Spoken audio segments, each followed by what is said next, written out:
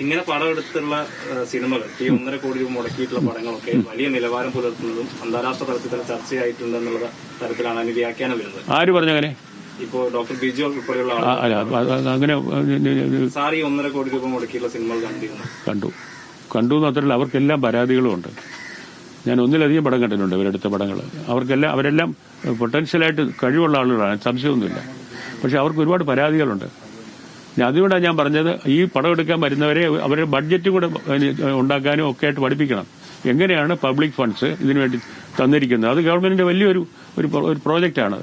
അവര് യാതൊരു നിബന്ധനകളും ഇല്ലാതെ കൊടുക്കുന്നത്. അവർ പടം എടുക്കാനായിട്ട് തിരിച്ചടയ്ക്കാനൊന്നും വേണ്ട. നമ്മളൊക്കെ പണ്ടൊക്കെ ഫിലിം ഫൈനാൻസ് കോർപ്പറേഷനൊക്കെ ഉണ്ടായിരുന്ന സമയത്ത് എന്റെ ആദ്യത്തെ പടമൊക്കെ എടുക്കുമ്പോൾ നമ്മൾ സെക്യൂരിറ്റി കൊടുത്തിട്ടാണ് അവർ ലോൺ തരുന്നത് നമുക്ക്. അതും 18% ഇൻട്രസ്റ്റിൽ.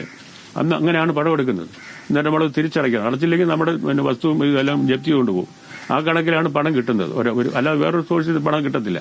ഇവിടെ ഇത് ഗവൺമെന്റ് വളരെ ജനറസ് ആയിട്ട് ഈ സ്ത്രീകൾക്കും സ്ത്രീകളുടെ സംവിധാനങ്ങൾ വളരെ കുറവാണ് കേരളത്തിലെ. അത് ഞാൻ ഇന്നലെ സംസാരിക്കുമ്പോൾ പറഞ്ഞു, 1-2 പേരുണ്ട്, അവർ നല്ല ഡയറക്ടേഴ്സാണ്, നല്ല ഫിലിം മേക്കേഴ്സാണ്. അതുപോലെ കൂടുതൽ പേര് വരണം എന്നാണ് പറഞ്ഞത്.